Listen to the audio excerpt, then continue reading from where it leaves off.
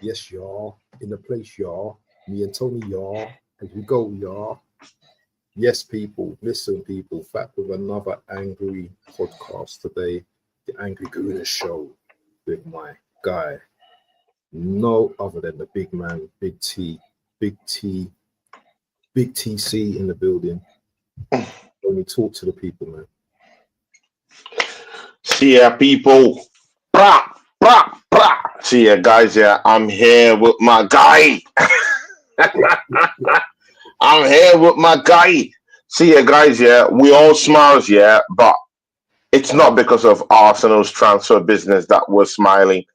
I mean, we're still carrying over that smile because we beat Manchester City. Yeah, by 5 goals to 1. Of course, me and Bant will be touching a little bit, just a little bit, into that. But again, that's just the only thing that graced our smiles today.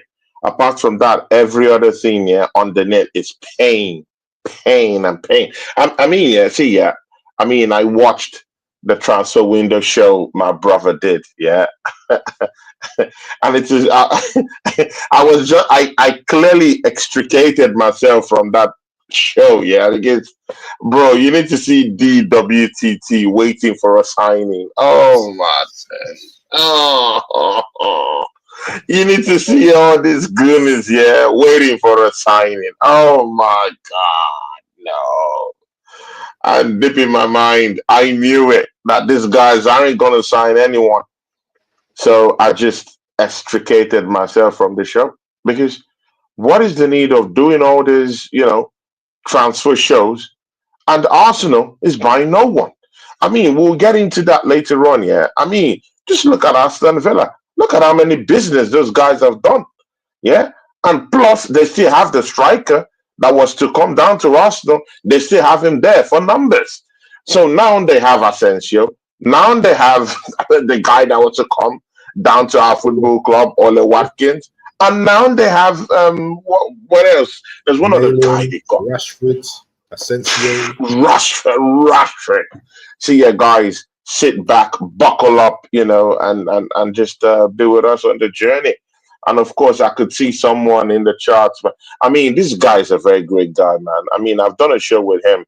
It's called the Fantasy Pavilion. He's a Caribbean guy, Oh, same thing like you, man. He's Caribbean. He's Caribbean. He's yeah, Caribbean. It's from one of the islands. So yeah, and he's a very great guy. I just don't know because he's a very busy guy too, but yeah. he could have time for shows, but I've not really switched on to send him the links. Right, But big okay. up to you, Fantasy Pavilion.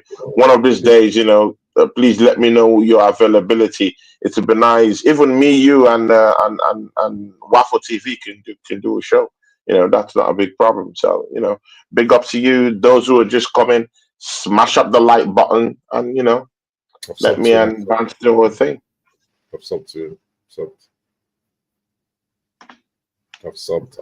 I'm subbed to him now, so all Yeah, good. Fantasy Pavilion, very great Oh, guy. what's his team? Fantasy Pavilion, you've just gotten a sub from my guy, my brother, Waffle TV show. I call him Abs, Is so he, big what is ups. it? Is he a Liverpool fan? No, he's Arsenal fan. He He's talks Arsenal Arsenal. too, but he's Okay. more into fantasy football kind of stuff, doing Yeah, all yeah, this yeah. Big up, stuff, man. and yeah, yeah, yeah. He does a lot of stuff. He's a great guy. You would like it. Big up to him, man. Big up, man. Big up, big up. Yeah, But anyway, Bant. You know what? Waffle TV. Yeah, see, Abs. I mean, let me put it to you. Let me put it to you because you fresh off a transfer window show, bro. Me, see, I don't want to get into me and the Southern Gunner, yeah, yeah. because me and him we said we're not doing any transfer shows. See, the Southern Gunner said he doesn't want any hand in any transfer show at this time. It's Mm. just as if he understood what was going on because he knew that we're not serious in getting anyone. But see, Waffle TV, you did a transfer show yesterday. I mean, after a while, I just went to sleep because I knew we're not going to sign anyone. I just went to just get because, of course, I had to go to work quite early. Yeah. But I mean, just take me through what you felt. during those moments, the last 10 minutes, 15 minutes, what occurred to your mind? I mean, just give me a crash course into what you, DWTT, and the rest of the crew were really, talking about in the transfer show. You know what? We started off, kind of positive in it, thinking anything could happen. First few hours, we're just looking at deals going through. And to be fair, there weren't many deals going through. There wasn't even really much on Arsenal, really. So it got to that stage from about 9 o'clock, I think, where we started to doubt, like heavily doubt that anything is going to happen. And then I got sneeze, sorry. Yeah. Oh, sorry, I didn't even mute my mic. Sorry, yeah. And then and then we just got to the last hour, and then we were just like, you know what? Let's just talk about Arteta's signings and who he's brought in and rate them. But it's very disappointing to think that over a month has gone past. Yeah. And I've been seeing a lot of things coming out about players that we were interested in, but we just didn't have the kahunas. We can talk about that with the Watkins bid. There's stuff out about that already from the Athletic. And this infatuation with Sesko is weird. It's weird because we have two big strikers out there already called Gyökeres and your fellow hometown or fellow countryman Osimhen. Victor Osimhen out there, right? And we've not even shown 1 ounce of interest. I heard that even we were thinking that we had interest in Morata. In Morata, actually, Morata was the one they were actually thinking of bringing in on deadline day. I mean, scampering for signings in the very last day, and Morata was the guy they were thinking of. But yeah, I hear you. But Morata already made his mind, and he's gone to Galatasaray. This is the thing, though. I don't like these last day deals. Have you seen Man City doing last day deal? Well, they did the one last day deal yesterday. But how much spent already throughout this month? Now, I say to you, Tony, now, this manager, he has faith in his squad now, yeah? He has faith in his players. He has faith in his own coaching, yeah? So he must bring me the Carabao Cup now. He has to go and beat Newcastle tomorrow because he has faith in his squad.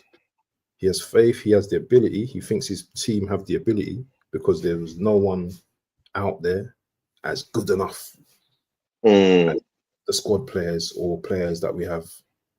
So if my team is that good, if our team is that good, go and beat Newcastle.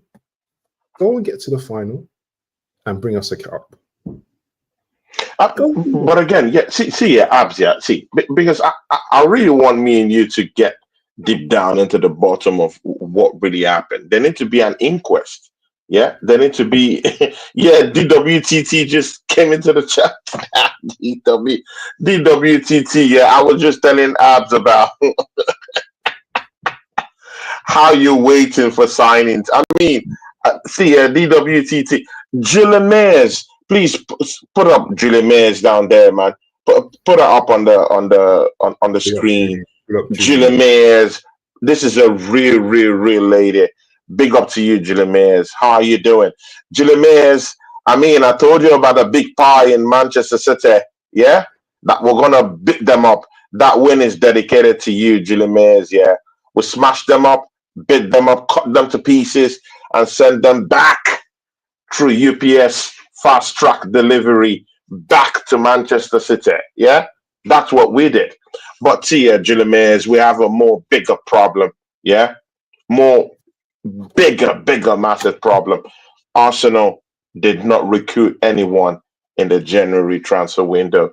Gilles make that make sense. DWTT. I mean, I was I was just telling Waffle TV. Yeah, I was just having a talk with my brother, and I told him, I said, man, DWTT waiting for signings late at night. See, man, DWTT, we've had those nights before. Come on, man. We've had those nights before. Me, you, the shouting Gooner. There's nothing new. There's no change. No change in IT. See, yeah, the DWTT. Why did you think I was in the charts? Bant is my brother. I could have told him, see, yeah, Bant, yeah, please just pass me over the link. Pass me the link. I want the link. But you know what, yeah, DWTT, we're not buying anyone. What is the fun, yeah, in doing a transfer show, yeah, uh, on the last day, deadline day, yeah? What is the fun of doing a deadline day show, transfer show, and your team doesn't even jostle for no one? All pure pranks, all lies being told, all fallacy, extreme PR going on in the football club. I mean, where are the signings? And this is a more bigger problem now. And again, see, yeah, everyone who were criticizing Kai Havertz, well, Daniel has come to judgment. Now you have to pray for him. If you're an Arsenal fan, you have to pray for him because right now we still have the Carabao Cup. We need to go down there to St. James Park. Who do you need? You need Kai Havertz to come and score for you. So at the end of the day, I'm sorry, yeah. Whether you like it or not, you are still gonna see Kai Havertz's face. His face is still gonna be there. You still have to place your faith one way or the other on him because the youths can do it all on their own, and that is the unique position Mikel Arteta has put us Arsenal fans. See, Waffle TV, read up the charts. I mean, there's some charts down here, man. Let's make them feel, let's make them feel the Big up to Amy participation. Baba in the building. Amy Baba, that's my Big up, G. guys. That's my G. That's my G. Big up to Amy Who Baba. says it doesn't make sense. Anyone who can get goals would have done for now, even Ferguson. Yeah. Here we go again. Yeah. 2 dead January windows transfers without bringing in a clinical striker. I mean, And I think he's just said it all. 2 dead January windows without bringing anyone. And again, this is a more bigger problem. Yeah, see, Waffle TV. Zinchenko will be leaving by the end of the season. That's for sure. I've already seen that Jorginho, even if it hasn't been publicized, by Arsenal or any of all these tabloids. I've heard that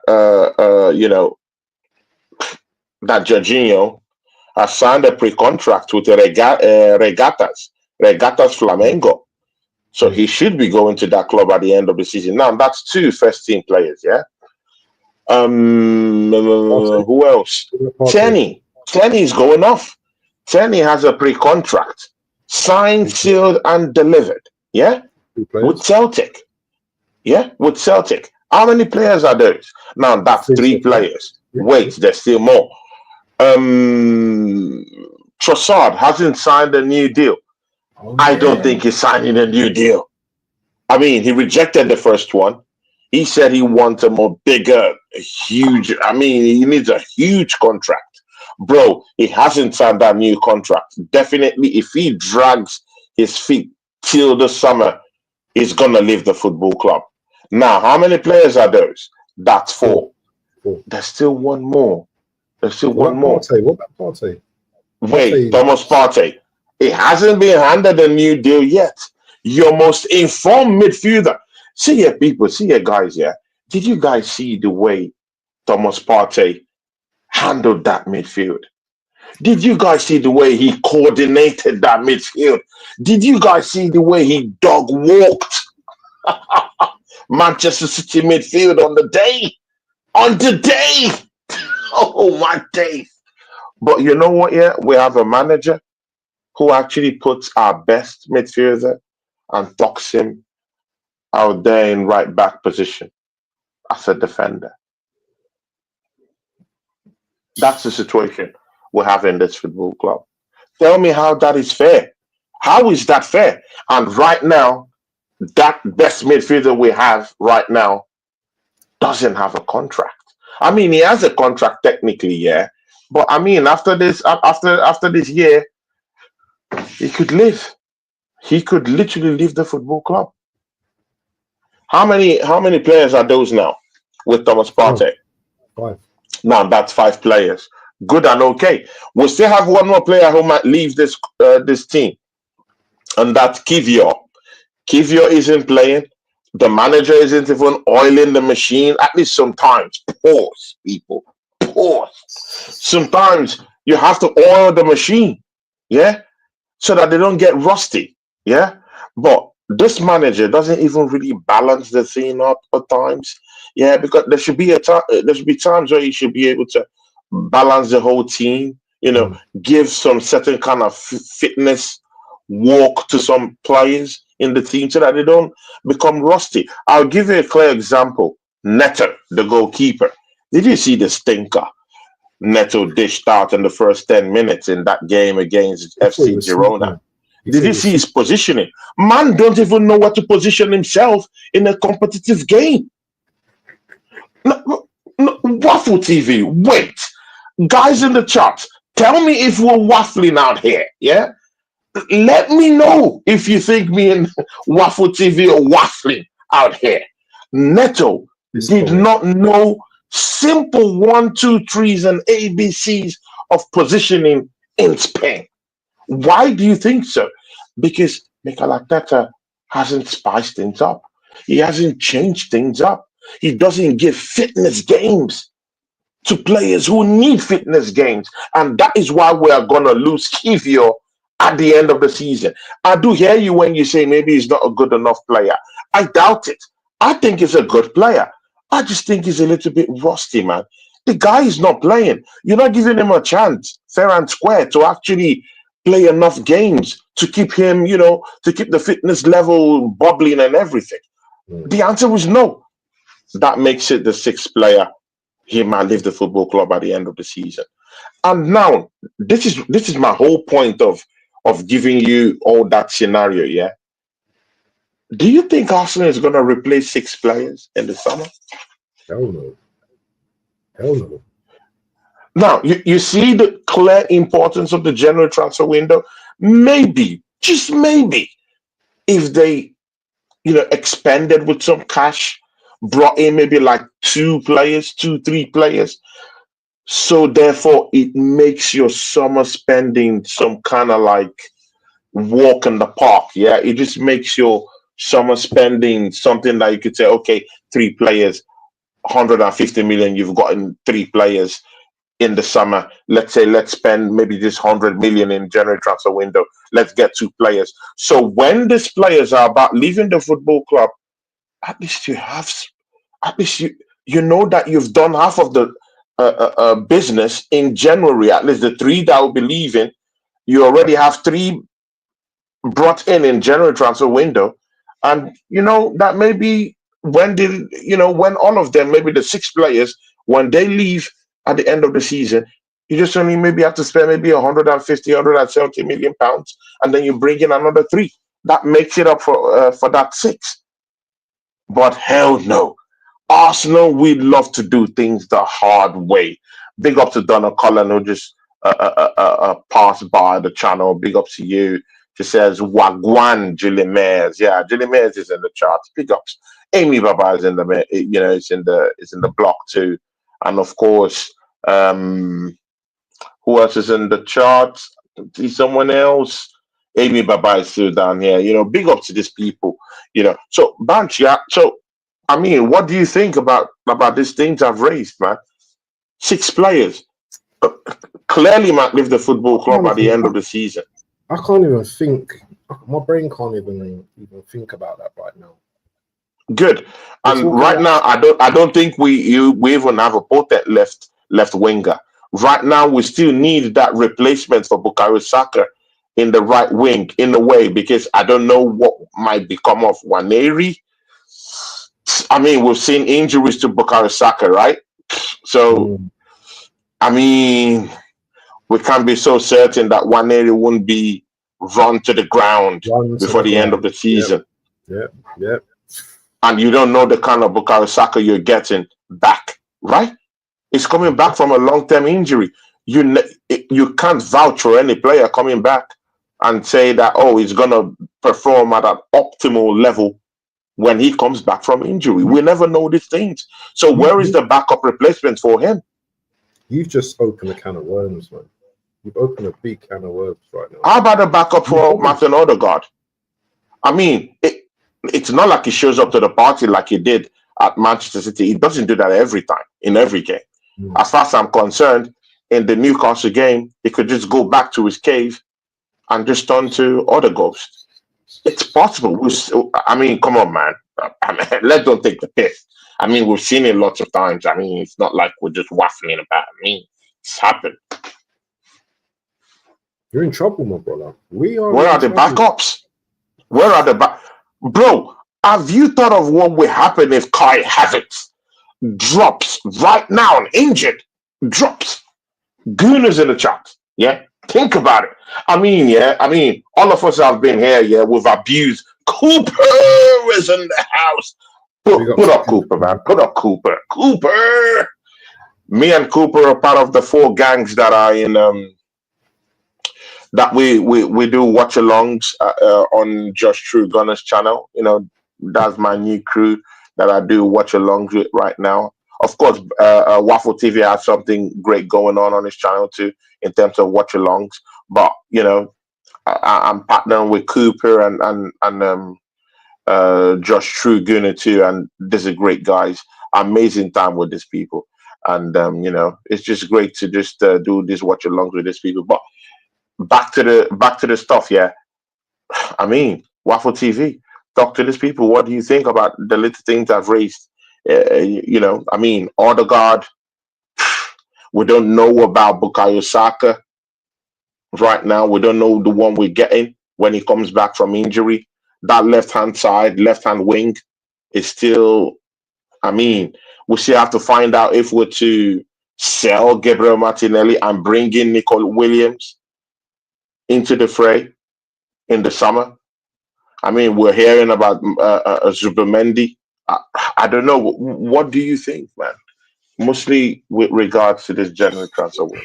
To be honest, yeah, all of this summer stuff is just too much for me to even get my head around. It's too much. It's too much. Mm. All I know is that we have a game tomorrow that we need to win. We need to do something in this league. I don't know what we're going to do, but we need to remain in this title race. Mm. I don't want to think too far ahead, because if I start thinking to the summer, I'm just going to just get even more depressed, because what you just mentioned there, 5 players already that Six, not players. 5, 6. And then another thing, Saliba head might be turned as well. Oh, Real guys. Madrid might Oh, start guys, I stirring the pot. completely forgot about that one. I completely threw that out the window. Thanks, Waffle TV, for bringing the. See ya, guys. Yeah, see ya, people. Have you see? Even let's even have a heart-to-heart talk, man. I mean, that's why it's good to have this kind of shows where I could just talk to my brother and you know, it's quite easy to just get this point across. William Saliba, have you seen his form has dropped off late? I mean, you saw how Haaland just lipped, you know, used his back as a human shield to just head that ball in. I mean, guys, William Saliba was a human shield for Erling Haaland to score his goal. And all this is happening, yeah, when Real Madrid have just sounded the alarm and said, William Saliba, we want you. Come on board. I'm on board. And see a Waffle TV, Real Madrid's knock on the door isn't an ordinary Different. knock on the door. It's a unique knock on the door. I mean, when you're a player, yeah, in your prime, and Real Madrid comes knocking on that door, it's either you give him a yes. I mean, it's just like a ritual process, yeah. I mean, it's simple. It's either you do this to get this, or you don't get it at all. William Saliba, young, ready to take the world right now. He wants trophies. He's not getting trophies right now.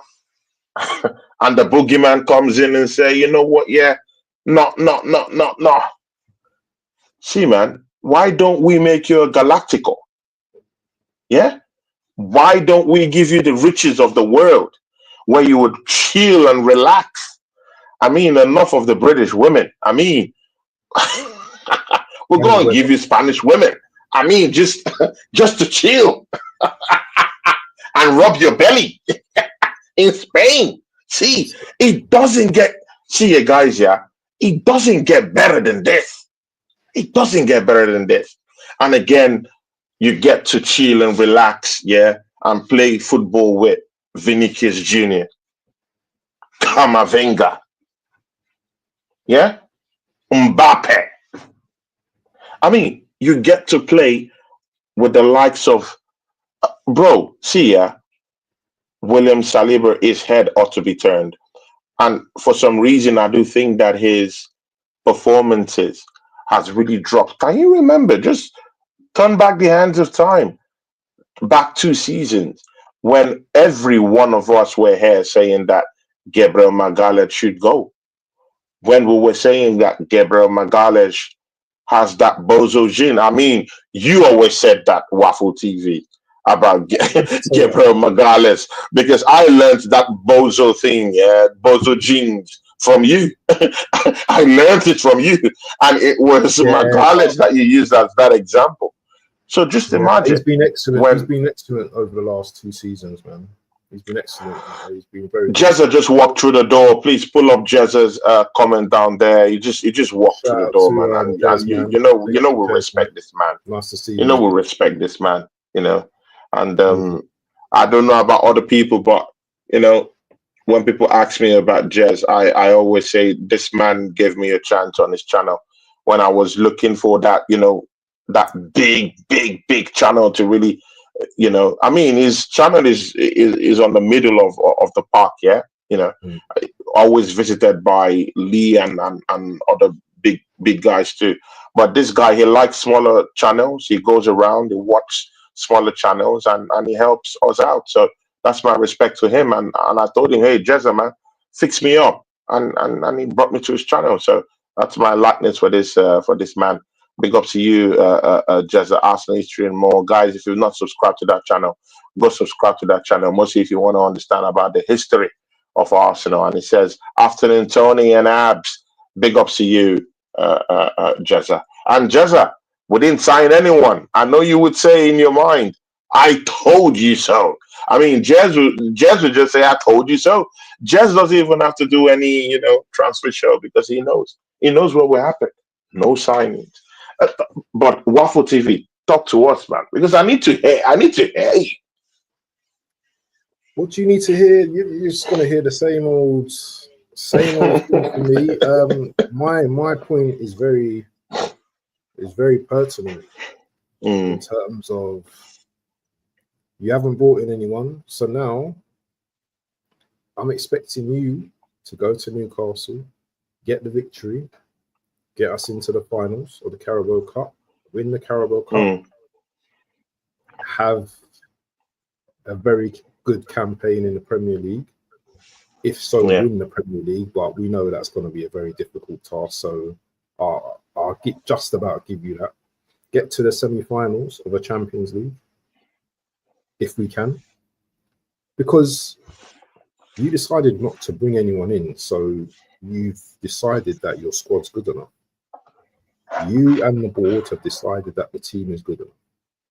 So if you falter at the wayside now, just remember, in the summer, I will be down at the Emirates, and I'll be next to the statue, the Thierry Henry statue. Yeah, and I'll be calling out every single one of you guys. Yeah, every single one of you guys, because I don't care. I've had enough. I've had enough of the lies. I've had enough of these fake ass people around me, these fake content creators, these in the nose. You know, every minute they're doing, we're linked to this, linked FC. All lies. Over the line. All lies. I mean, I saw something on AFTV. I mean, they posted something. I'm sorry. They posted something that Arsenal wanted to go for Morata deadline. Bro, bullshit. I laughed at that. Bro, bullshit, lies. Another PR, another lie again. Bro, see, yeah, I mean, why, bro, they keep lying to us, man. Lies. Bro, it's like it never ends. It's like the lies never end. That in that same deadline day, on that same deadline day, they were talking about Vlahovic also, that Arsenal went down to Juventus and wanted that deal, bringing in Vlahovic. Oh, bro, all lies. Even this, see, Abs, even this, in the building, in the flesh, views on sport. That's our brother.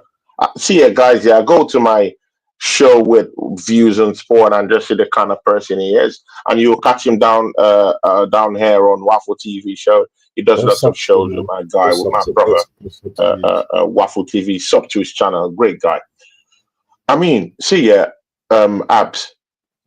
More lies. With that Vlahovic link, all lies. The bigger lie of all, and the bigger charade that they put Arsenal fans through is this one, this one. Wait for it. Ole Watkins. See ya, guys. Arsenal never wanted Ole Watkins. It was all PR. It was all a lie. It was all a lie. All PR, all lies, deceitful ones.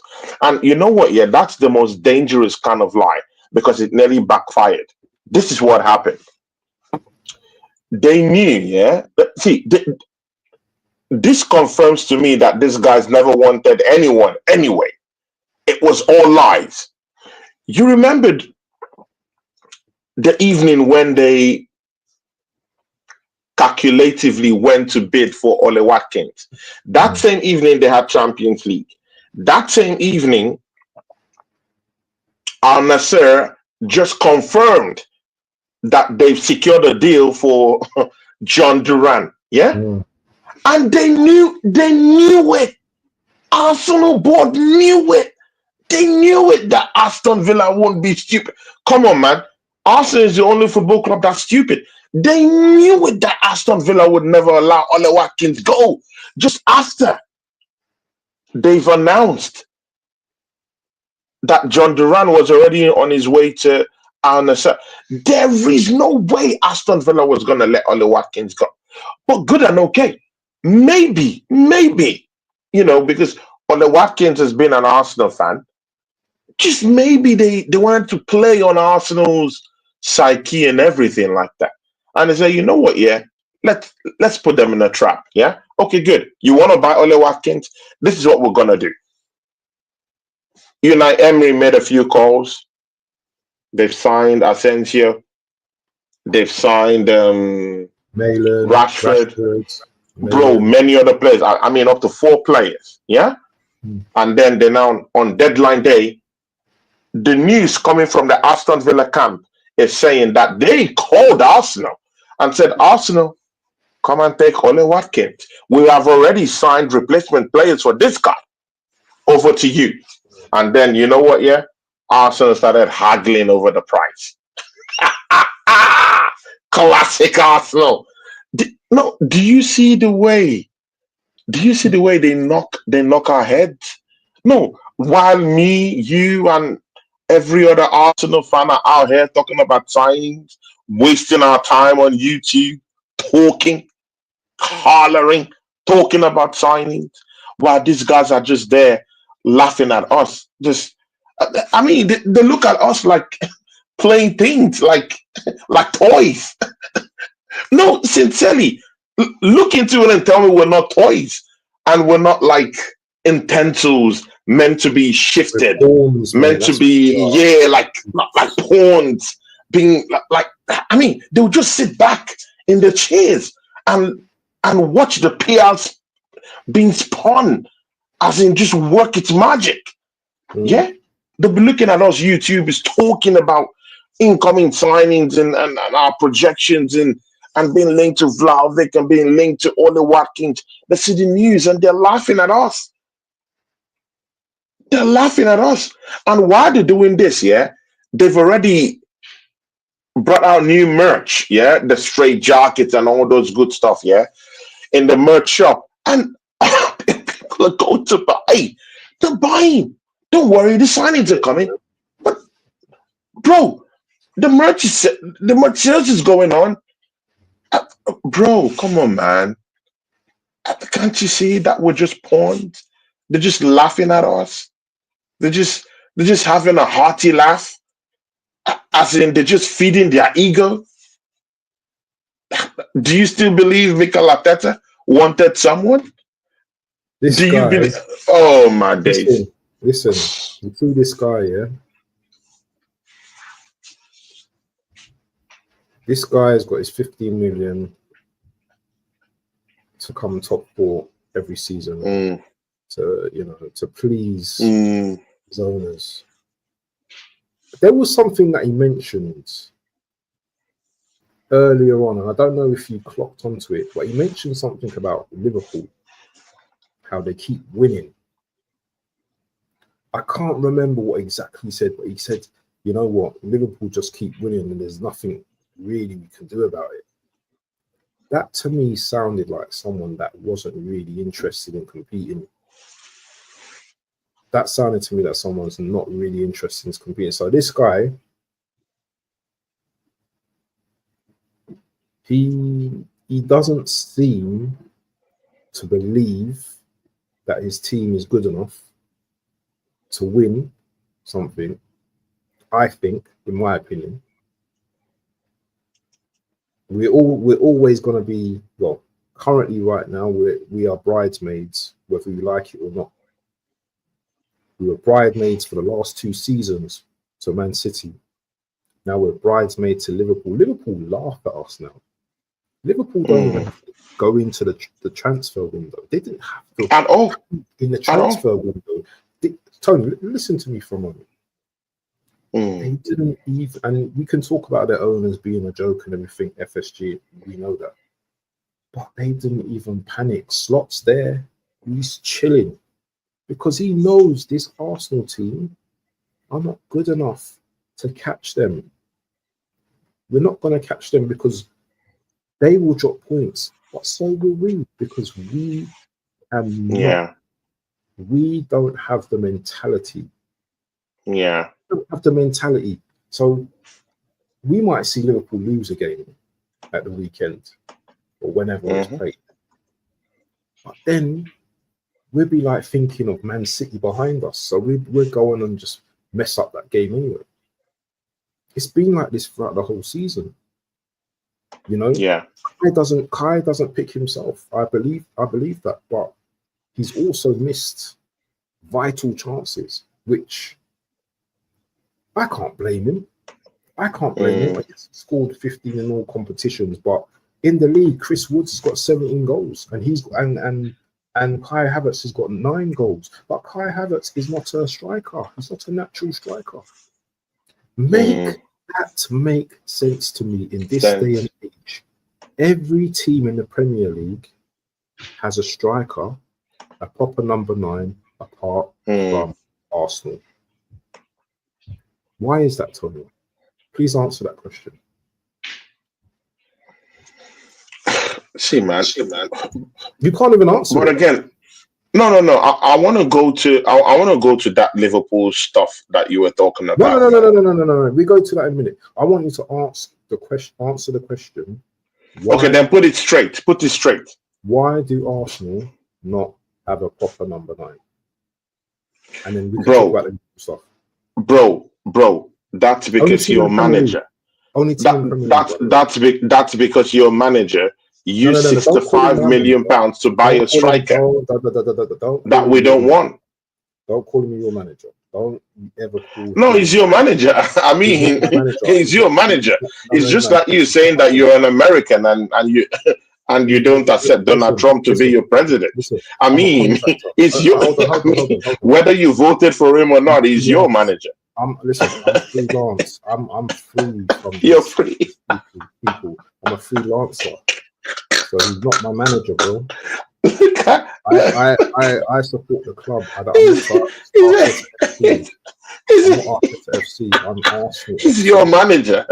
No, he's not. No, he's not. Anyway, answer the question, man. Stop reflecting. No. See, but again, it's simple. It's simple as ABC. £65 million spent on Kai Havertz. That's where your striker's money went to. And again, yeah, I You mean, keep with saying everything, us, our money went to. no. But again, he used that money to go bring in Kai Havertz. And now look at the mess we have down here.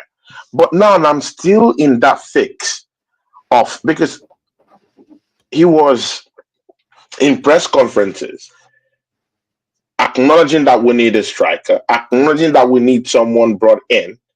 But then you have ample chances to bring in someone on loan, and you don't want to do those businesses. So I'm now wondering, does he really think that Kai Havertz is really the guy to help him out? Because I don't know, this manager thinks in a different way. The way we are seeing it, that Kai Havertz isn't the guy, I don't think Mikel Arteta sees it in that way. I think Mikel Of course Arteta not. is seeing it in a way like this guy has just scored 15 goals this season. That's what I'm Hold thinking on, Mikel Arteta hold is on. looking at. 9 in the league, by the way. Yeah. 9 in the league, but all three he scored 15 goals. And I How think, many? How many goals and Christensen again, scored? he said it in the press conference that Kai Havertz has 14 goals this season. So he clearly doesn't look at Kai Havertz as a flop. He actually thinks that he's a great striker. So that's where your striker's money went to. And again, when he was calling for new extra signings, new attacking signings, again, I don't know whether they're all for show, whether it's all for PR. Right now I'm confused about it. But he was asking for new forward players, yeah. But I mean, why would you ask for new forward players when you clearly think that Kai Havertz is the guy to take your team forward?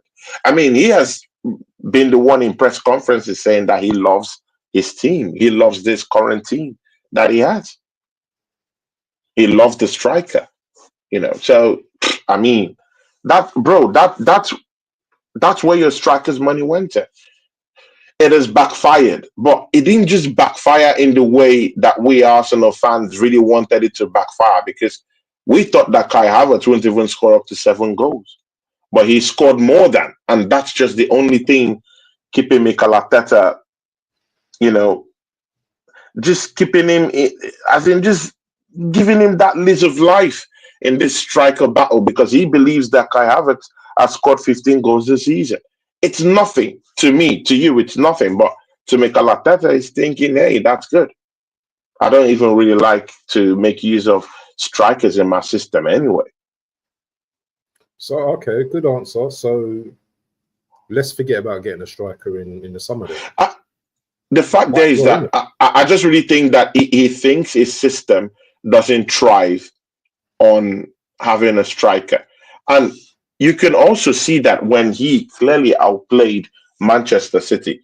How many of our strikers got goals on the day? Just Kai Havertz. And we didn't even need that goal he scored. That was a fourth goal. So the first goal, second goal, third goal, and we've already finished Manchester City. He thrives on a system that doesn't really require a striker. Maybe that's just the reason why he's a little bit I've got a rebuttal shy to this. in. Yeah, Maybe that's why I he's hear what shy you're in saying. getting a prolific striker. He I hear feels what we you're don't saying. need a striker. I hear what you're saying, but we've drawn 9 games this season, or 8 or 9 games this season. Mm, mm, And at times, Kai Havertz has played in midfield. yeah, We've deployed Jesus as a striker, who we know is not a natural striker. mm, So what is it? Either you're number one striker, or either you're a number one striker, or you're not. Because if you're putting Jesus into the team, you're telling me that Jesus is better as a better striker than Kai Havertz, when clearly Kai Havertz has got more goals this season. So I hear your argument, but this manager is confusing himself even. yeah. What happens now? Because he has to play these players because they earn the most money. For me, Kai Havertz, he's on a lot of money. So I see him as a person or a striker, or I see him as a forward now. I don't look at him as a midfielder. I see him as a striker. So if he's a striker, he should be scoring at least he should at least 15 goals in the Premier League. I'm not talking about In the Premier League, yeah. I'm not talking about all competitions. In the Premier League itself. I will give you. Let me tell you the players that have more goals than Kai Havertz right now: Mohamed Salah, Erling Haaland, Isak. Those are the 3 best strikers in the Premier League. After that, yeah, Chris Wood. Even Chris Woods. Chris Woods is having a season of his life. Yeah, Palmer. Yeah, and Buemo, Kluivert, Cunha, Wissa has got more goals. Ollie Watkins, got more goals. Mateta, Jackson is tied. But again, see, Banks, yeah. I don't even want to blame Kai Havertz no more. I'm not blaming him. I'm just saying it's the manager. I think it's the manager. Yeah, of course. It's the manager. I'm not blaming Kai. Because we all knew that he used Kai Havertz as a left centre mid. Let's don't pretend as if Kai Havertz, was the striker or something like that. Maybe he had a difference. Again, when Kai Havertz came, he was using him left centre mid. He didn't use him as a main striker. That was a testament to how he wanted to play. He did not want to play with a striker. He believes that a striker is redundant. He doesn't need a striker. He believes that you could play with midfielders and just win and gazon the league like that. That's what he thought. He would even point you to the fact that last season we went head-to-head with Manchester City without a potent striker. And we scored many goals. And indeed, we did go head-to-head with City, but we fell short. But he doesn't know that you just need to. It's the manager, innit? It's the manager. He needs to. Yeah, he's just a stubborn guy. Let me ask you the question: if we did have his system, he says in his system he doesn't play with a striker, or he doesn't really need a striker. So, if we did have a striker, what difference would that make? So someone that can take the pressure off the wingers, off the midfielders who are not scoring, and who can naturally put the ball in the net. How much more does that? The question you would even be asking is if he plays with his system, would a striker, no matter the kind of striker you bring in, would that striker thrive in an Arteta system? It kind of takes away all the powers from a striker. You think so? He believes more. He believes more in the wife players. He believes in his wife a whole lot. But the problem there we're having right now is that we don't have a very, very potent width now. The width is no more there. because Saka is out of the picture. So that leaves that space down there. Yeah, Waneri can come in. There could be some days Waneri will have stinkers. Yeah. So we don't really know what's up with that right hand side. How about our left hand side? It's not potent enough. And that's the bigger problem because he believes so much in his width players. And those width players are not forthcoming. And that's the problem with Arsenal when we don't score Yeah, against but these teams. Tony, how You many know, teams? How many goals this season have the Y players got That right now? You're that's telling exactly me, what I'm telling you. yeah. They're not potent enough. They're having off days. They're having, you know. I mean, Martinelli has been shabby this season. It's been a total loss. Useless. I'll tell you something. His average, Trossard yeah, hasn't really been good. He's just starting to get last back couple of to games, full yeah, fitness. yeah. Yeah, But, last couple of but games, but he's not throughout happy the at the season, moment. it's been bad. He's not happy. Look at he's been in and out of the team. He's not happy. You know, he's clearly not fighting for his contract because usually when a player's going for a new contract, you see the best of them. He clearly wants out of Arsenal. He was told by Arteta that he's moaning. He's a moaning person. Arteta told him he moans too much. Imagine, and that was publicized. It was publicized. Yeah, it was So how would publicized. you feel as a player? Yeah, your manager outing you like that? Would you want to stay at the club?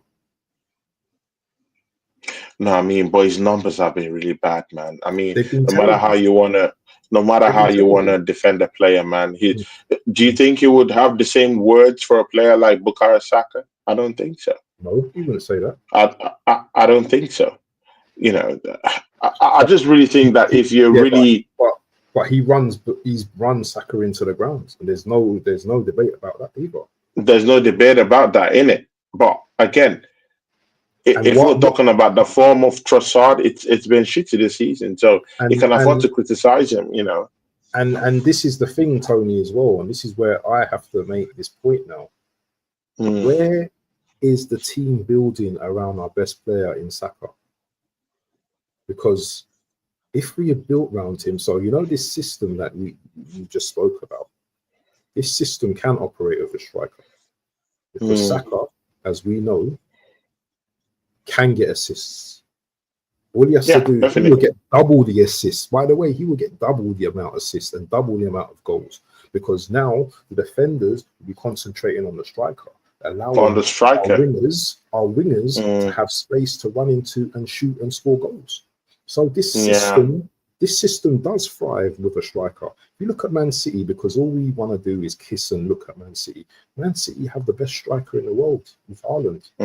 They went from not having that striker system, yeah, being obviously successful. This is what I think this fraud is trying to do at the moment. Copy. But now they have Haaland who can score goals. Who can score goals? That's all we need. That's all we need. Yeah. Yeah, but again, because Arteta thinks in a different way. Okay, now he would say, for instance, Manchester City spend huge amount of money to bring in Mamouche from the German Bundesliga. They have two potent strikers down there in Manchester City. He just brought in Mamouche, who was actually coming from the wings at times, because I think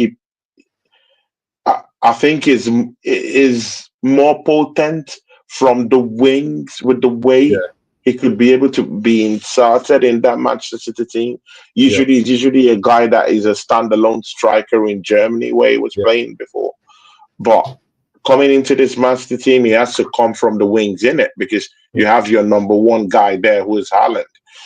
You know, Mikel Arteta will be looking at it like, you know what, this guy's just got two big time strikers, in the same game, and they couldn't even hurt Arsenal. He'll be thinking within those lines, and he'll be saying, do I really need a striker when I could beat Man City, who have gotten a very prolific striker? I don't like the way this conversation. I'm just putting myself into his brain to just try to see what he's seeing, to think what he's thinking, to feel what he's feeling. And And to be very sincere with you, yeah, when he looked at that transfer window, he would say, you know what, yeah, I think I can cope without a striker. If I can beat Man City without a striker and do them dirty like that, and That's then getting one Mamouche. game, man. That's one game. What happened when we played Bournemouth? Twice.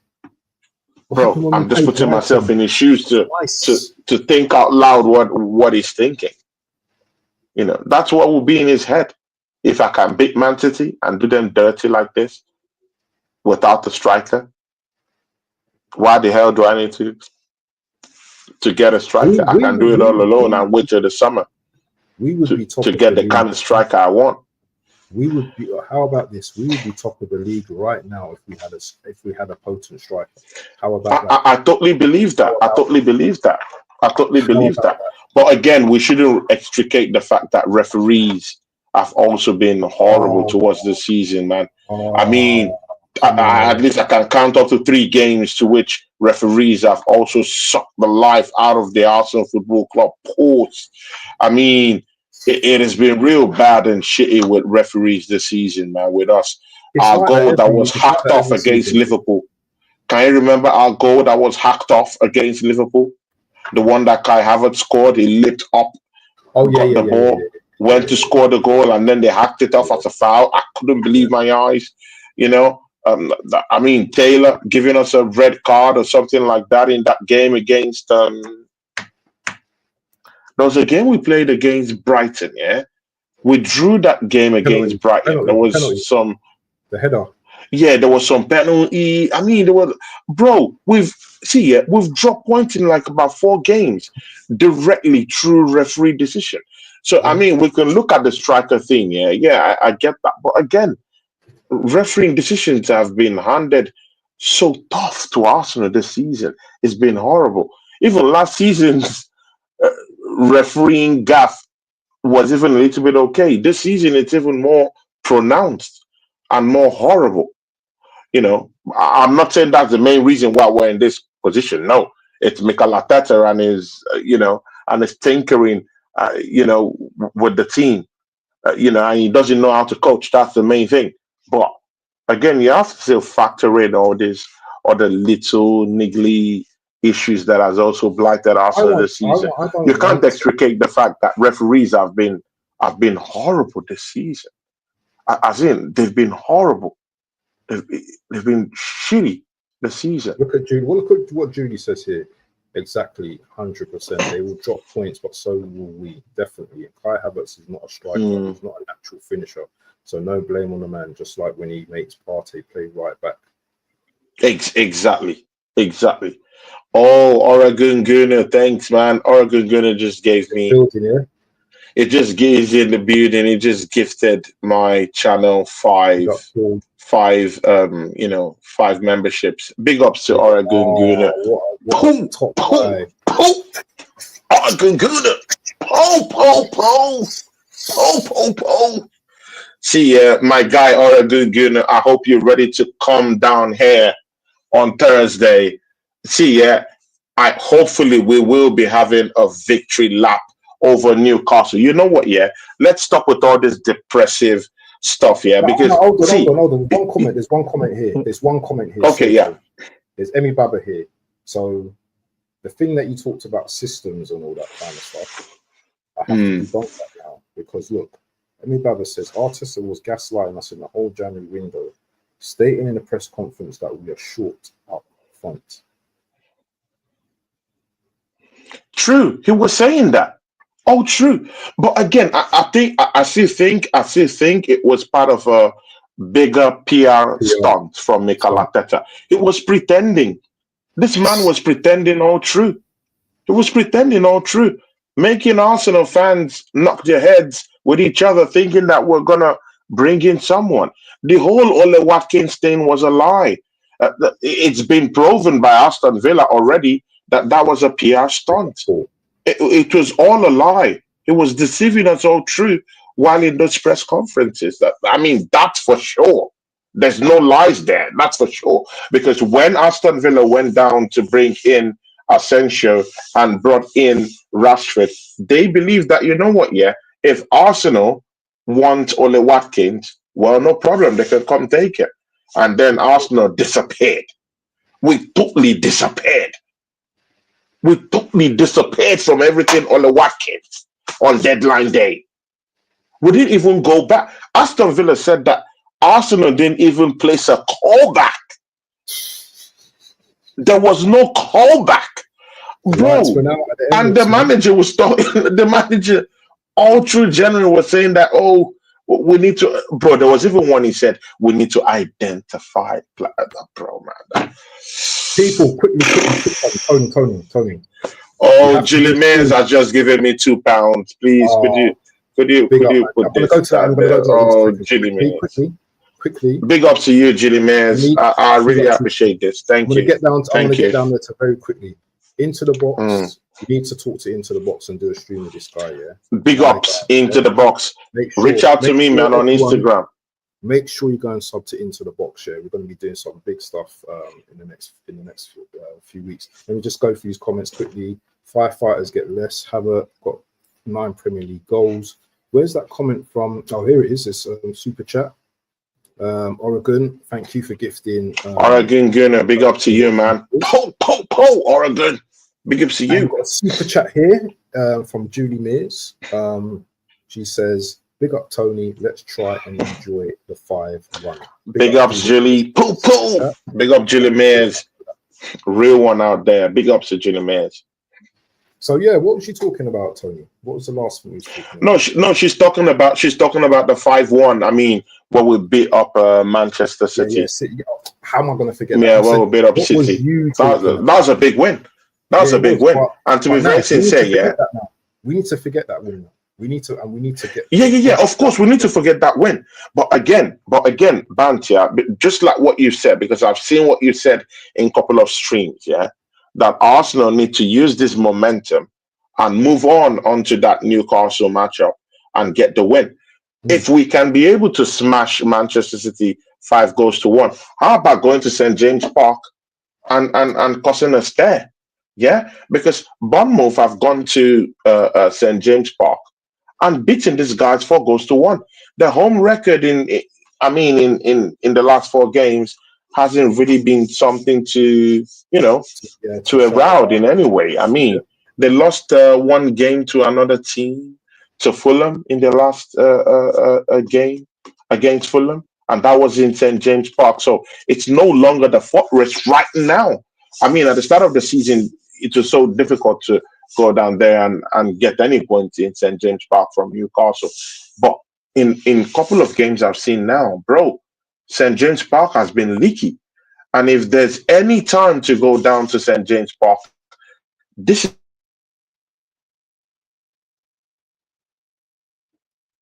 is team to the Arsenal. Away from when we go down there to that to St. James Park, it's like we just forget our shooting boots. With this win, where we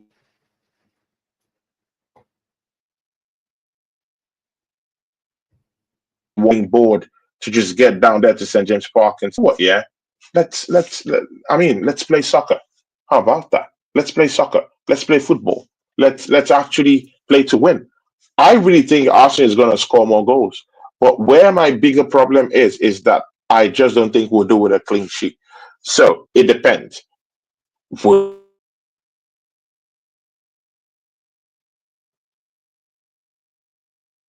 4 goals, but he scored 3 or 4 goals. What will happen if Newcastle score 2 goals per se? So it becomes a bigger problem. So we have to keep clean sheets the same way we are going to be scoring more goals. And I don't see how that's going to happen. I cannot reconcile it because you would leave lapses, in the midfield. There'll be spaces in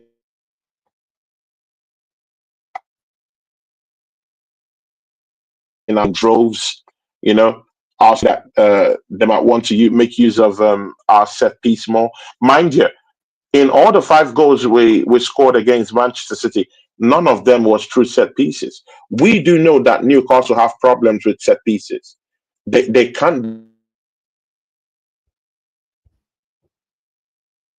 So if Arsenal is going to be using most of our set pieces in terms of the chances from set pieces. We'll be leaving our midfield open. We'll be leaving our defense open. There'll be spaces for them to exploit, and they have fast-paced players that operate very well on, with counter attacks and in fast transitions. They have Joe Linton in that midfield.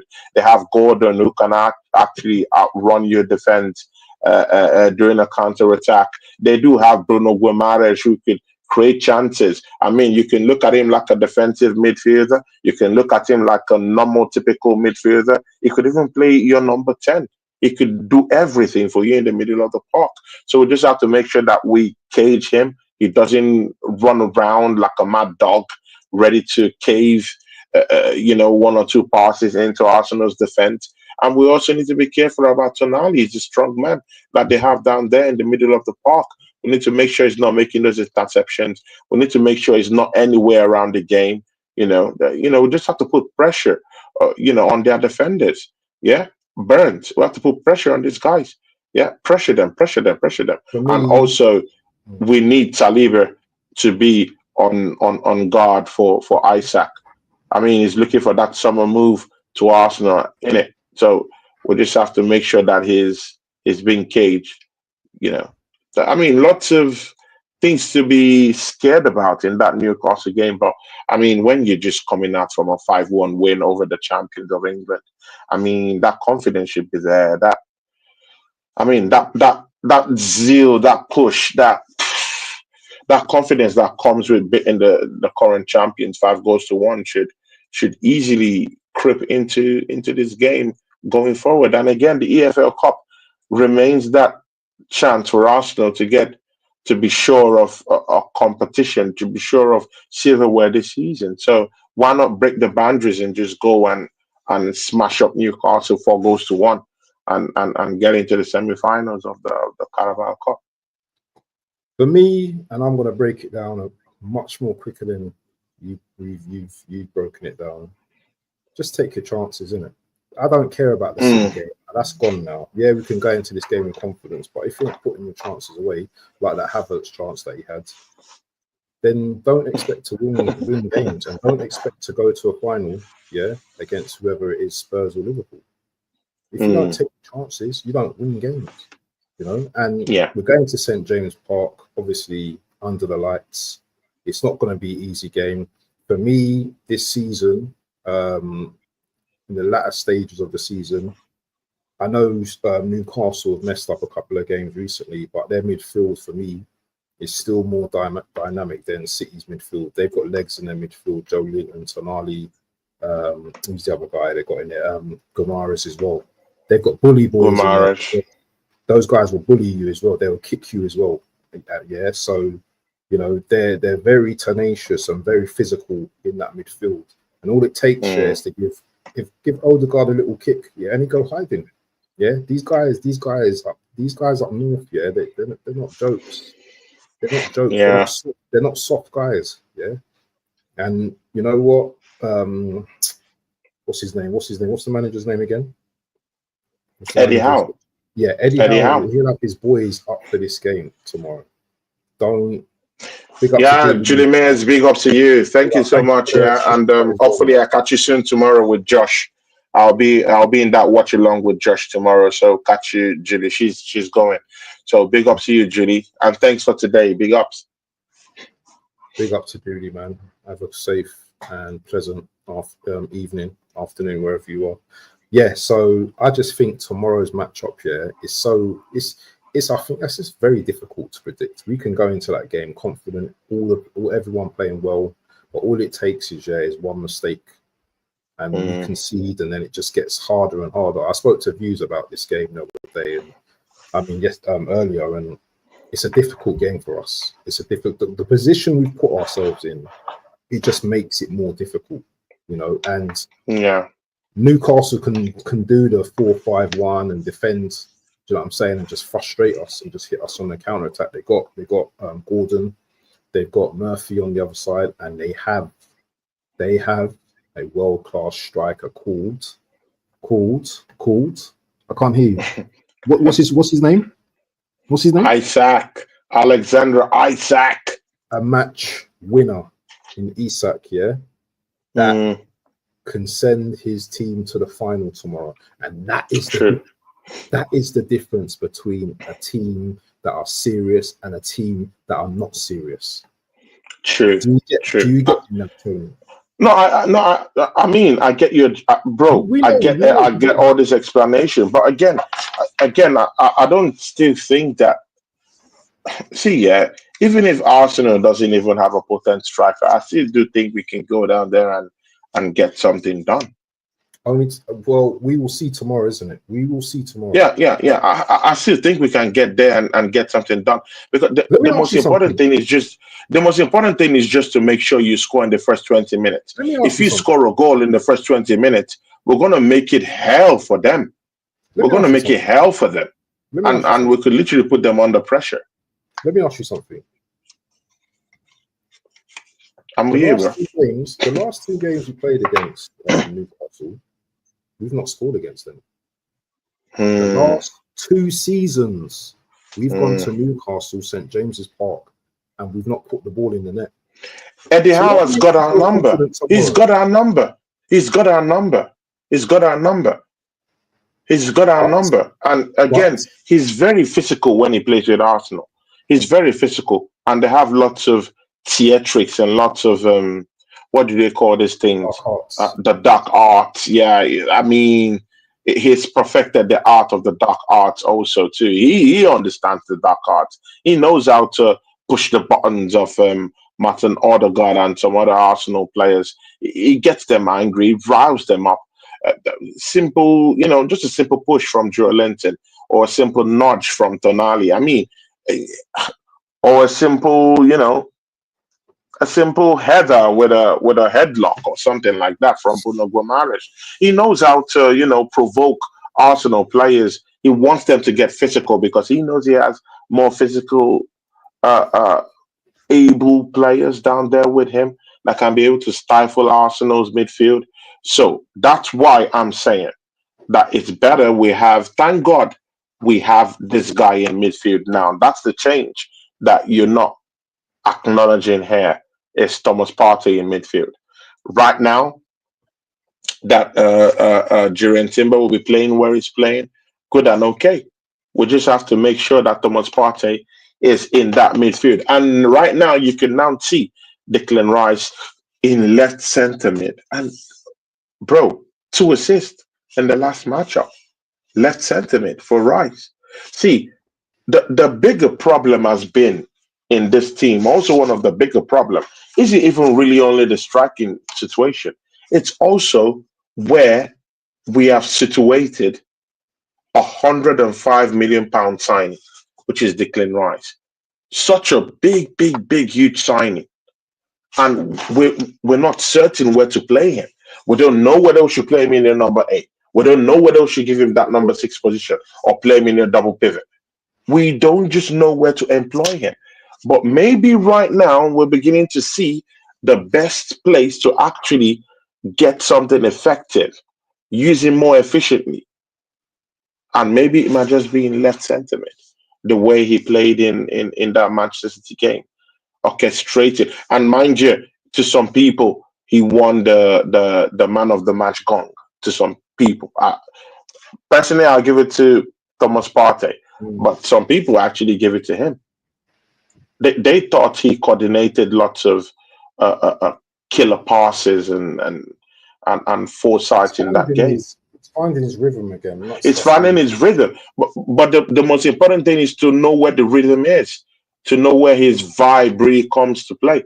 And I think this left centre mid is beginning to look like somewhere that we should employ Declan Rice. I mean, those assists.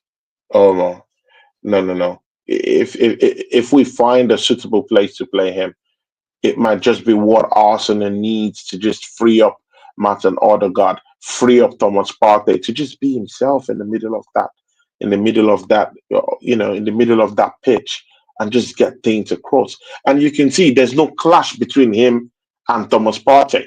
Thomas Partey is in the middle. He's doing what he has to do in the middle of the park. He's driving through. If you need him to come back and help out with the defense, he's protecting the back four I mean, it's just surrounding that area. And again, when we're pushing forward, it's pushing forward with the team. And when you do ask him to take those shots, he's taking those shots without Declan Rice just kind of like encroaching to his area, or kind of like, you know, interfering with play with Thomas Partey. I just want Thomas Partey to be free to do what he wants. And he was so free to do what he wanted in that Manchester City game. Look at what he cost. That's what you get when a Thomas Partey is free. Thomas Partey is an issue for me. It's more Odegaard for me, because Odegaard, I know, yeah, he scored his goal yesterday, but I don't think he done a lot more in that game, to be honest. Unless I've missed a lot. No. I thought he was superb. I mean, he pressed a lot in that. Oh, he pressed a lot in that game. He pressed a lot in that game. There were lots of times where he was pressing. He got some few tackles in. He intercepted quite nicely. You know, and again, you know, he's just a player that is just trying to find his feet. Yeah, he's been so bad. He's been so shabby. But that yesterday, I saw some. I mean, some snippets of the old Odegaard. You know, that we did know. And again, it's not like Odegaard really did tear up the yard when he was on form. He didn't really tear up the yard. Yeah, I mean, it was just an assist king, you know. But those assists have slowly dried up. But if he's pressing the way he did yesterday, on Sunday, sorry, I saw him pressing, and he pressed hard. He pressed hard. You know, that even the back three. Yeah, big up to Oregon, big up to you. Thanks, man. You know, and again, you know, he kept on pressing, and when you do press teams that have problems, mostly with their defenders, yeah, mostly from playing from the back, you know, and you have one or two attacking players just pressing and you know, just pressing and closing up like dogs, ready to you know, to latch onto anything. This team will have problems, and that's how I see that Newcastle team. They like playing from the back, and I think that they will have issues playing from the back if Kai Havertz, Martin Odegaard, and Martinelli decide to you know, to optimize their pressing game. On the day Arsenal are just fine. Definitely, man. Definitely. So give us a score, man, for tomorrow, man. No, actually, let's starting lineup. What's your starting lineup for tomorrow? Starting lineup. Ooh, simple, man. No one wants to see Neto down there, so I'll just go with David Raya. I'll go with David Raya. I'll go with Saliba. I'll go with Gabriel Magalhaes. I'll go with bro. White is coming back. White is coming back. I'll be tempted to use him, but no, not for this matchup. I think it's too over Timber.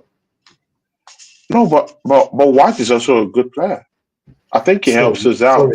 He helps us out offensively too. But over Timber right now, hell no. No, not over Timber right now, but Timber has to But again, see, and this is a bigger problem, yeah, with us Arsenal fans, Waffle TV. Yes, Timber has already taken that position. He's good and he's okay in that position. So do we now throw away White now? Do we throw him away? I didn't say that. You said White is coming back. When someone is coming back, you don't bring them back in a game of this ferocity. This is our one chance, probably, yeah, to win a cup. Or to get to a final. I did not say I want him to. I did not say I want him to play over Timber. I'm just saying we can give him a run out. We can give him fitness. Run out. No. This is not that game for that. This is not that game for a fitness run out. This is not marathon. No, I'm talking of maybe in the 70th minute. In the 70th minute, when the legs are tiring out, to bring him in a competitive game. I said because if Timber gets injured, then you would see what I'm talking about. Then we would understand this. Yeah, but I said, what is your starting lineup? And you mentioned talking about Ben White. Who are you starting? I talked about Timber. I said Timber, but I said Timber. then I said, but White is also coming back. And No, then you didn't like allow me to starting finish. You lineup, just latched on. starting You just lineup, latched onto it. And I starting lineup. understand that this is the angry Gooners. Yeah, I understand that you want to spark. I understand you want to spark something, but today let's just be peaceful today, brother. Yeah, cool. Left back, left back. Who's left back? Left back then. Left back. That's a big one, mate. No, Because it's not. What is yeah, what is so difficult about left back? see, Scary. it's in two ways. It's in two ways. I personally will go with Mars Lewis Kelly. But again, we do know that he scored a goal on Sunday, but he's not really the guy that scores goals most of the time. It's mostly that left back you need to just stay in that left back position and put in a shift defensively. Offensively, he's not really the guy. Offensively, it's more of Calafiori. And on the day, we need more of goals. So now it depends on you. What do you want? Do you want a situation where we need more goals? So you need Calafiori to bump forward. Then you have to make sure that you play with a back three that's very, very solid. So it depends on how we want to go. Miles Lewis Kelly will give you something better defensively, maybe not offensively. Calafiori can do something offensively. And right now we need goals. We need that extra man in midfield, and Calafiori can do that easily. But I'm more fearful of his defensive acumen. I don't trust his defensive acumen. I trust him more going forward. But but Lewis Kelly in certain games, he doesn't bump forward. He just takes his time, stays in his position, and do his job. Clean, clear cut job Who would you start? down there at left back. Who are you starting today? Personally, I'll start with Mars Lewis Kelly, but of course, the manager has the right to actually start thinking. If he needs more goals, he could decide, you know what, yeah, I want someone who will bump forward and spark something offensively for me because I need more goals rather than, a 0-0 or a 1-1 or something like that, or 1-0. I need more goals. So he might decide to go with Calafiori, and I will see sense in that because he's more of an offensive player. But again, personally, I go with Mars Lewis Kelly without no argument because he scored a goal in the last game. His defensive game was very solid. I liked him. Great guy. In the midfield, no other person. My first midfield I want to see is Thomas Partey in the middle. Do staying. I mean, abs. I mean, we don't have to argue about that, innit? No argument. Yeah. Then, of course, Declan Rice in left centre mid. Then Odegaard. Odegaard to crown that midfield diamond. I think we still need him. Of course. This team is still built around him somehow. Team, apparently. Yeah, exactly, man. And if we go by what he did, the pressing game he had against Man City, he's the best guy to have down there. Who else do we have? This guy's trolling us. Look. Dimes trolling us. Oh, Dimes. Dimes, don't do this, man. Try and beat Crystal don't Palace. Don't do this, Dimes, man. Try and Big up to Dimes, man. You've not beaten Crystal Palace in 4 meetings, bro. So, you know what? You've got strike. Look at Dimes talking to us. Look at Dimes talking to us. Dimes, really Dimes, really. See, Martin Odegaard crowning that midfield diamond, and then Martinelli in the left side, in the left wing. Kai Havertz. I mean, 15 goals this season, right? I mean, I know it hurts you. I know it hurts you, and it hurts you. It doesn't hurt me. But Kai Havertz in number 9.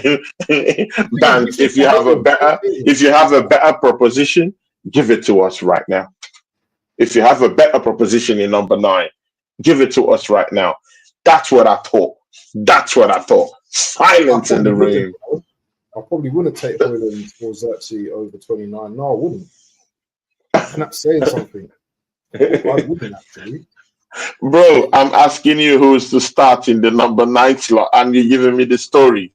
Well, no. He was talking about Xerxes and stuff like that. He's saying I'll take them over 29. Hell no. No, I haven't. That's just Hell no, Zetzi. No, hell no. Why? No. I'm starting with. We have to start with Kai. There's no choice. There's no other choice. There's no choice. The only problem is that right hand side. Who would we start in the right hand side? Do you think we should go with Waneri?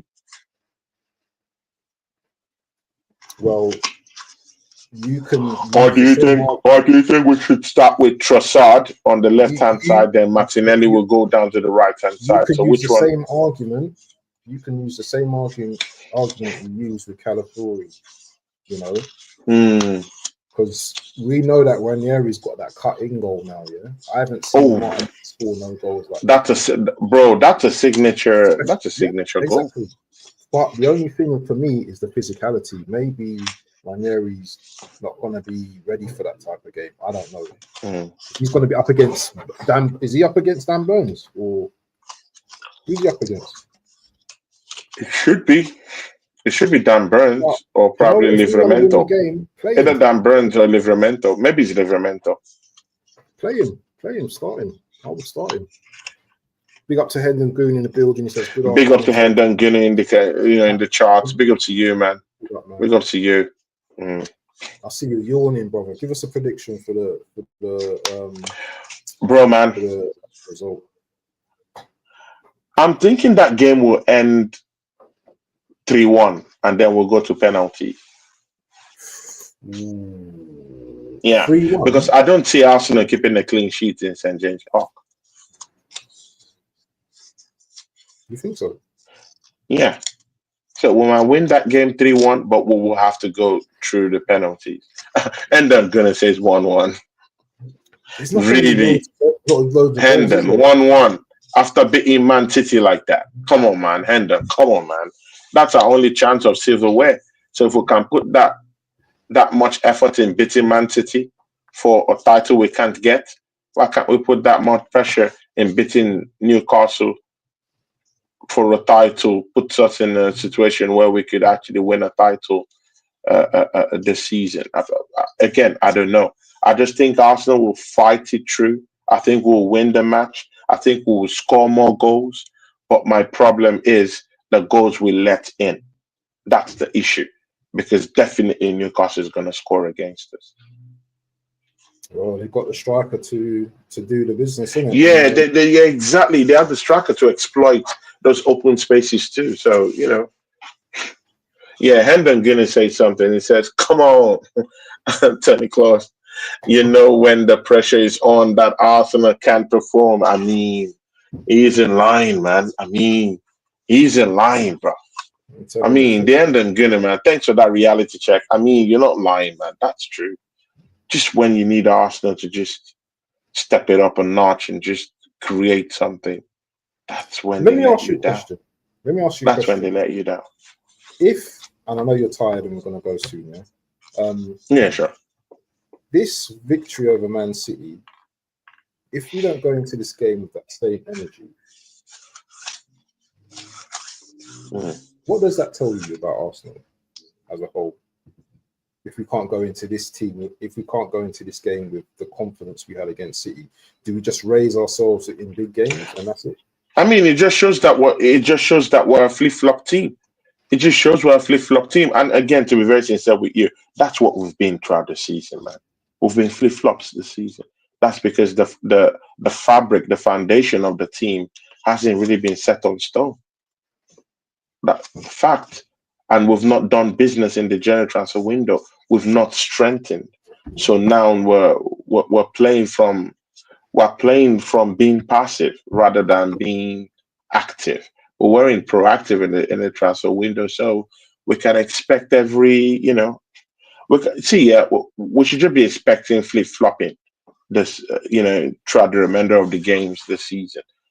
But I don't think it will be in this Newcastle game. I think it will be in other games, but not this Newcastle game, because I really think that they're fired up and they want to get revenge for that Newcastle game that happened at Arsenal. And again, I really do think that they are thinking that we're not winning the league. We're not winning the Champions League. The Carabao Cup is a sure. It's a sure situation where we can say, oh, we can get the start of the season, from this point. So I think they'll be thinking towards those lines and would want to give their all in this matchup. They would just they'll let it all hang in there. Yeah, they will let it all hang. So I think we might win. Yeah, I hear what Hendon is saying, but I think these boys are looking at it like this is our only chance of winning a silverware this season. Why don't we just put in that much pressure and get something in? That's just what I'm thinking. From that angle, yes. I'm Because not getting definitely gassed we're not winning the about that win. Champions League. We're I'm not not winning getting the gassed Champions about that League. win. We're not winning the Premiership. So we're out of the FA Cup. So this is the only cup competition that Mikel Arteta can lay claim to.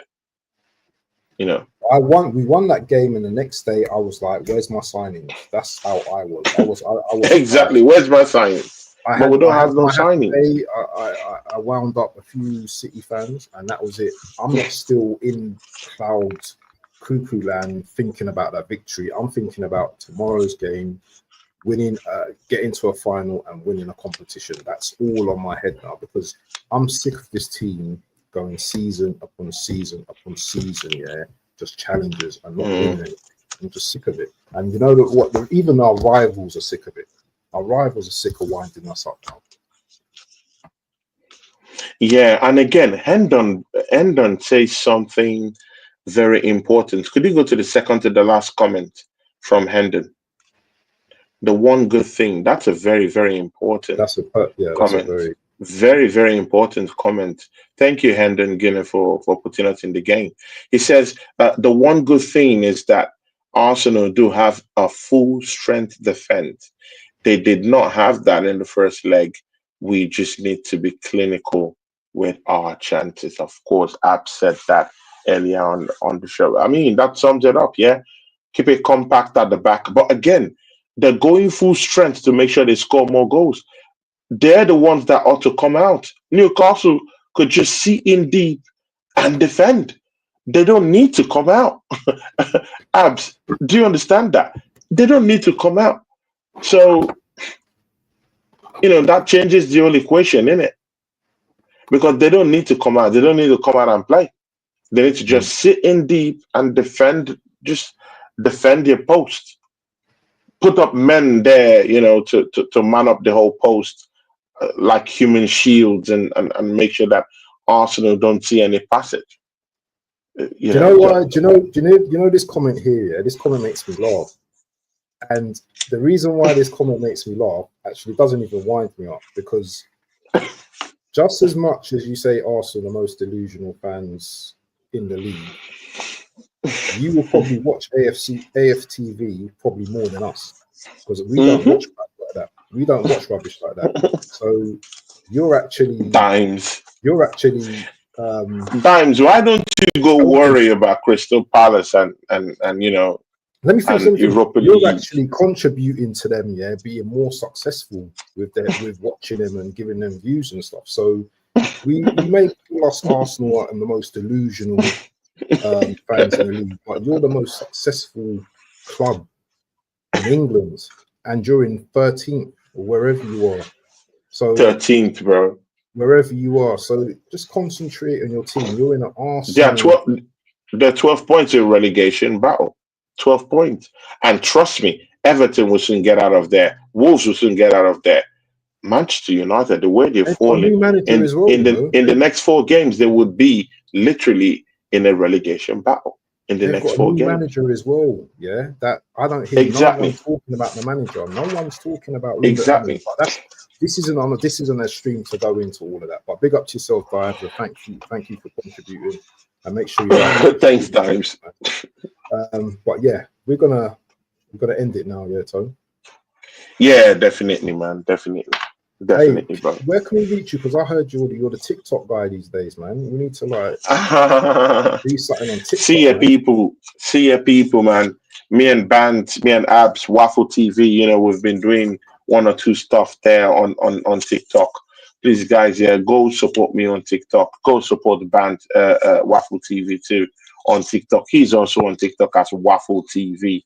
I'm also down there on TikTok It's as gonna be in Tony the Club Gunner description. TV. Please, Be in the please, description. guys, yeah, go subscribe to the channels, on TikTok, because lots of things is going on TikTok. You know, I'm really seeing a big shift from YouTube and all these other, even Facebook to TikTok. People love TikTok, and people are there. So, and there's a big, huge following, Arsenal following down there. People want to talk about Arsenal. People want to go to shows. People want to like stuff. They want to do stuff down there. So please check me out on TikTok as Tony Cloud Gunner TV on TikTok, and come. Let's do some shows. And on TikTok, I'm willing to talk to anyone who wants to come down there and have a chat. You, even if you don't want your face to be there, but you just want to just talk, you can just put your face on audio, and let's just chat about us and about our football club. So Get make James, sure you're there. Get Dimes down there on TikTok, man. Yeah, I Got a lot think to say. Dimes, man. If He's got a lot to Dimes, say. yeah, that Got a would be lot a to say. good place to have Dimes in, because He's got a lot to say. Dimes has a big mouth. So A very big mouth. yeah, Very oh, big. Dimes has a big mouth. Oh, very hurtful mouth. So so it would be nice to have him in a place where we could actually mount it off, which is on TikTok, guys. Yeah. So I'll reach out to Dimes for that. Big up to you, Dimes. And everyone, yeah, just subscribe to the channel on Tony Club Gunner TV. I have a big show this evening, yeah. I mean, after this first one I've just done with my brother Waffle TV show, I have a show with the Red Divide. Mark N, Manchester Oh. United fan, coming. I mean, we have a joint show called the Red Divide. That's a good He's got a big show. chest as well, isn't it? Yeah, man. It's just the same thing with Dimes. It's only his is done with steroids. I mean, Dimes can mouth off, but this guy, I mean, he mouths off on steroids, bro. I mean, so I'll be having that show. I think 7:15 UK time. So, Bant, you too, you Let me could be go. able to, come to the chat and see what this guy is all about. I've had up to about 3 shows with him. And it's very nice shows. Manchester United fan. I'll question him on why they couldn't win against Crystal Palace. I'll be talking also about this Newcastle matchup, about our transfer business. So just join up for that one, 7 p.m. UK time. The Red Divide, Tony Club Gunner TV, and Mark N will be live this evening. Come join us. And of course, on Thursday, Oregon Gunner will be back with me so that we can make sense of it all. Me and Oregon Gunner will talk about the Newcastle matchup. If Arsenal do qualify, oh my days, you can imagine what will happen on the day on Thursday. So, just join us for that one. And me and Bant will be back on his channel because I'll be doing this show mostly on Bant's channel, when we can, but to always be on his channel, then I'll be multicasting to my channel just as I'm doing right now. So thank you everyone for joining me, and join me at 7 p.m. today. Well. That Dime sent me his channel as well, so I'll send that to you. So look, please send it to me, yeah. So me and Dimes can, yeah. And Dimes, we could even go in the next 15 minutes on TikTok. No one needs an announcement on TikTok. We could just go and let's fire down there, man. Let's talk. Big ups, Dimes. Big ups, man. Yeah, thanks, Abs. I've just seen it. Yeah. Big up to everyone. Abs, what about Abs? Wait. Just before we go, Abs, what about you, my brother, man? I'll be the most wicked co-host if I don't ask you. What's your prediction for the Newcastle match? You don't just get to put me on the spot. I didn't even ask you. No, you asked me. I told you. I said 3. I said 3-1, bro. I need to put you on the spot too, man. Yeah. Do you know what? I haven't even thought about it. I just don't think it's going to be a high goals. I don't think it's going to be a lot of goals in the game. Maybe a 2-1 Arsenal. I know that sounds a bit contradictory, but 2-1 Arsenal, I think 2-1. So you mean that we're gonna go out of the competition? I think we will, but I want us to go through, obviously. But I just don't think that. No, then if it's a 2-1, then we're not qualifying. Yeah, we're out. We're out. Yeah. Okay. So 2-1. That's what my head goes. That's what my head's going with.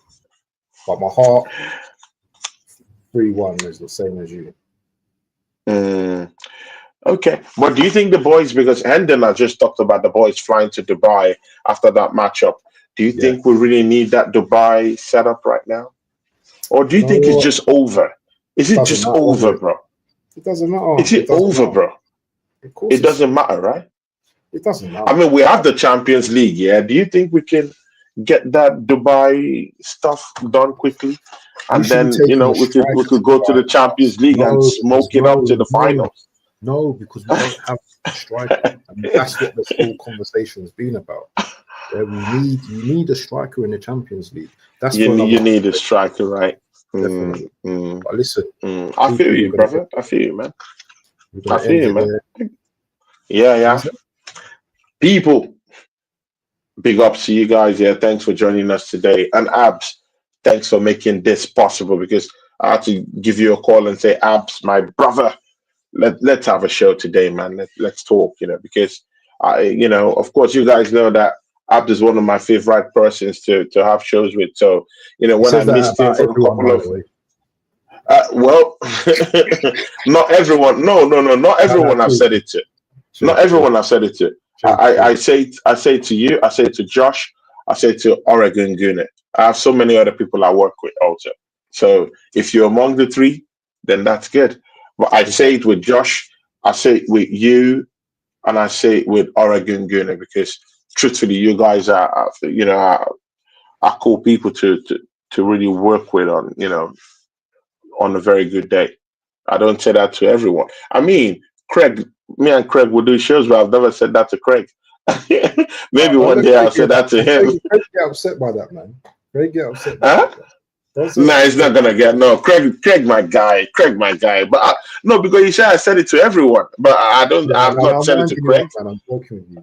I've not said it to Weezer. I've not said it to so many other people. So I would like to say it to them, But man, it's been long I've done shows with Weezer. It's been long I've done shows with Craig. Bro, I don't know. Weezer is very busy. But again, I've not reached out, so I have to reach out to him. Because we have to have a reunion, man.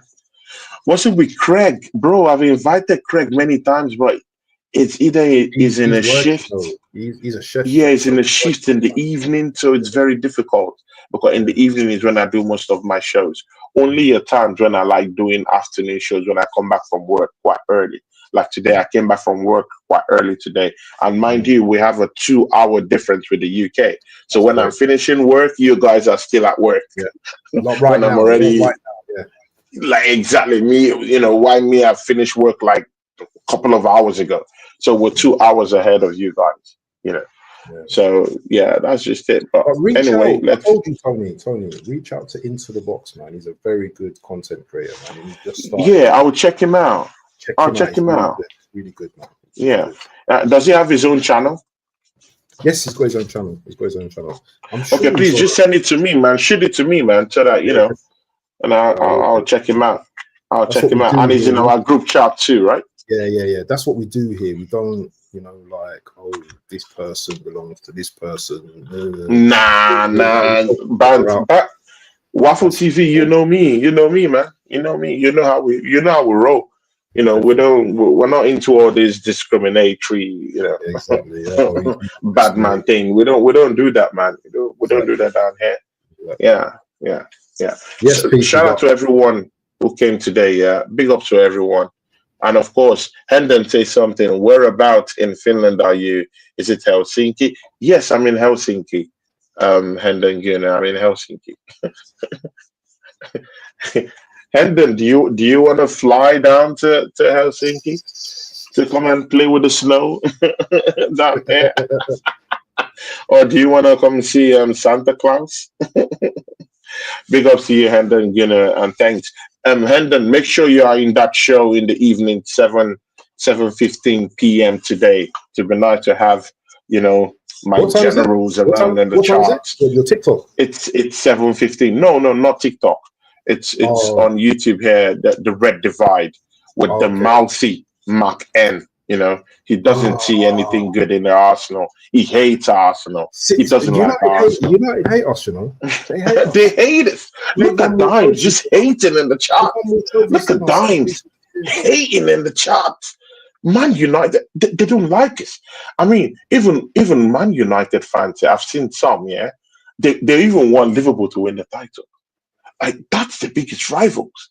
But because they hate Arsenal, they hate the way we talk, they hate the way we move around. They think we're so mouthy, you know. It's embarrassing, man. It's If embarrassing, man. They want Liverpool to win the title, bro. Man United fans, I mean, but see, Abs, before we go, man, why is Arsenal the most hated? Bro, it's not like we win titles or something. Why because do we're the people most hate us? delusional, apparently, you know, What they because call us TNT. delusional, they call us all names, bro. All names. Oh. Why do they hate us? Let me tell you something. If Liverpool win this title, you're going to talk about who's the most unbearable fans to be around, yeah? Because they are going to, you're going to, they're going Oh, they're gonna whine. Oh to, my god, Liverpool, they're gonna take the piss. They're gonna laugh at months, us. They're gonna imagine months, yeah, if he wins the league. ooh, they're gonna, oh my god, they're gonna make life unbearable. Oh God. Oh Jesus. And then gonna says too cold for me. I'll swing by in summer for some 24-hour day sunshine. Yeah, man. If you're around, please let me know. You know, could get to have a few If personal Liverpool chats win about as well, yeah, Arsenal I think they and go uh, past, and they eat get past some most good titles. Finnish food in the airport if you're down there. Yeah, I said Anyway, I'll swing by in the summer. Quick, quite a few of my family relatives are United fans and they want Arsenal to win the title instead of Liverpool. Yeah, exactly. But I don't know with this Man United, some Man United fans, they just hate us. They don't want to see us win. They just hate us. And their biggest rivals are Liverpool. Even Dimes, yes, man. Dimes will love Liverpool to win the title, man. probably, That's what I probably, feel. probably. That's what I feel. On the cover, he might say, he might just say, I don't want Liverpool to win just to save his channel, and all that stuff. But deep inside, he doesn't. He wouldn't like it when bands, come out and say we're champions. Oh my God! Imagine, imagine us with a smug face and the confident chin just says, "Man, I'm champion, man." Oh no, he's gonna look at it like, no, no, I don't want all that smoke. 100%, 100%, 100%. Yeah, man. Don't Liverpool equal the league title wins with Man United if they win the Premier? Yep, they do. Yeah, Yep. yeah, they do. So They I don't do. know why Man United fans want Liverpool to win, but it is what it is. But listen, we're gonna wrap up now, people. Yeah. Yeah, Make sure people. you head up to Tony Gunner's channel. Make sure you're subscribing. Make sure you're liking the video, and we are out, people. Peace.